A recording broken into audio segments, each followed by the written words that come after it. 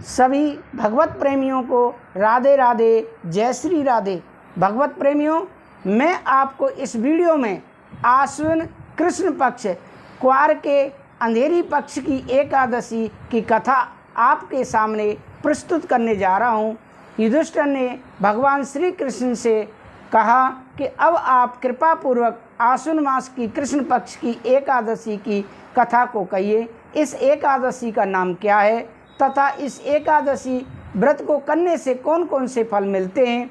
श्री भगवान बोले, राजश्रेष्ठ आश्विन मास की कृष्ण पक्ष की एकादशी का नाम इंद्रा एकादशी है। इस एकादशी के व्रत को करने से समस्त पाप नष्ट हो जाते हैं तथा नरक में गए हुए पितरों का उद्धार होता है। इस एकादशी की कथा के सुनने मात्र से ही वाजपेयी यज्ञ का फल मिलता है। सतयुग में महासमती पुरी में इंद्रसेन नामक प्रतापी राजा राज करते थे। एक समय राजा अपनी राजसभा में बैठे थे। देवर्षि नारद वहां आए। देवर्षि नारद बोले, राजन, मैं आपकी धर्मपरायणता देखकर अत्यंत प्रसन्न हूँ। राजा बोले, हे महर्षि, आपकी कृपा से मेरे राज्य में सब कुशल पूर्वक हैं। नारद जी ने बोले, राजन, मुझे एक आश्चर्य हो रहा है कि एक समय जब मैं ब्रह्मलोक से यमलोक को गया तो उस जगह यमराज की सभा के मध्य मैंने आपके पिताजी को बैठे देखा था। आपके पिता महान ज्ञानी दानी तथा धर्मात्मा थे। वह एकादशी का व्रत नष्ट हो जाने से यमलोक को चले गए। आपके पिताजी ने मुझसे आपके लिए एक समाचार भेजा है। यदि मेरा पुत्र इंद्रसेन आश्विन मास के कृष्ण पक्ष की इंद्रा एकादशी का व्रत करे और उस व्रत का फल मुझे दे दे तो मेरी मुक्ति हो जाएगी और इस लोक से छूटकर मैं स्वर्ग लोक में वास करूंगा। जब राजा ने देवर्षि नारद जी से ऐसे वाक्यों को सुना तो उसे दुख हुआ।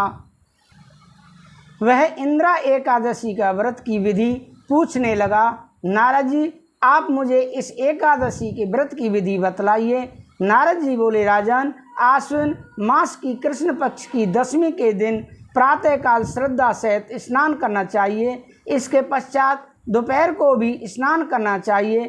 श्रद्धा पूर्वक पितरों का श्राद्ध करें और उस दिन एक समय भोजन करें। रात्रि को पृथ्वी पर शयन करें। दूसरे दिन अर्थात एकादशी के दिन प्रातःकाल दातुन करें और स्नान करें। इसके पश्चात भक्तिपूर्वक व्रत को धारण करें और यह कहें कि मैं आज निराहार रहूँगा और समस्त भोगों को त्याग दूंगा, भोजन कल करूँगा। हे भगवान, आप मेरी रक्षा करने वाले हैं, आप मेरे व्रत को निभाइए। इस प्रकार आचरण करके दोपहर को शालिग्राम की मूर्ति का भोग लगाएं। भोजन में से कुछ हिस्से को गौ को दें। विष्णु भगवान की धूप दीप नैवेद्य आदि से पूजा करें और रात्रि को जागरण करें। इसके उपरांत द्वादशी के दिन मौन होकर बंधु बांधवों सहित भोजन करें। राजन, यही इंद्रा एकादशी व्रत की विधि है। राजन, यदि तुम आलस्य रहित होकर इस एकादशी के व्रत को करोगे तो तुम्हारे पिताजी अवश्य ही स्वर्ग को जाएंगे। देवर्षि नारद जी राजा को जब उपदेश देकर अंतर ध्यान हो गए तो राजा ने इंद्रा एकादशी के आने पर उसका विधि पूर्वक व्रत किया। बंदी बांधवों सहित इस व्रत के करने से आकाश से पुष्पों की वर्षा हुई और राजा के पिता यमलोक से गरुड़ पर चढ़कर स्वर्ग को चले गए। राजा इंद्रसेन भी एकादशी के व्रत के प्रभाव से इस लोक में सुख भोग कर अंत में स्वर्ग को गए। भगवान श्री कृष्ण कहने लगे, हे धर्मराज युधिष्ठिर, यह मैंने तुम्हारे सामने इंद्रा एकादशी का महात्म्य वर्णन किया। इस कथा के पढ़ने व सुनने मात्र से ही समस्त पाप नष्ट हो जाते हैं और अंत में मनुष्य स्वर्गलोक को जाकर वास में करता है, स्वर्गलोक में जाकर वास करता है। कथासार क्या है? मनुष्य को चाहिए कि वह जो भी संकल्प करे उसे तन मन धन से पूरा करे। किसी भी कार्य का संकल्प करके तोड़ना उचित नहीं होता है। तो दर्शकों, आप कमेंट करके बताएं कि यह कथा आपको हमारी कैसी लगी।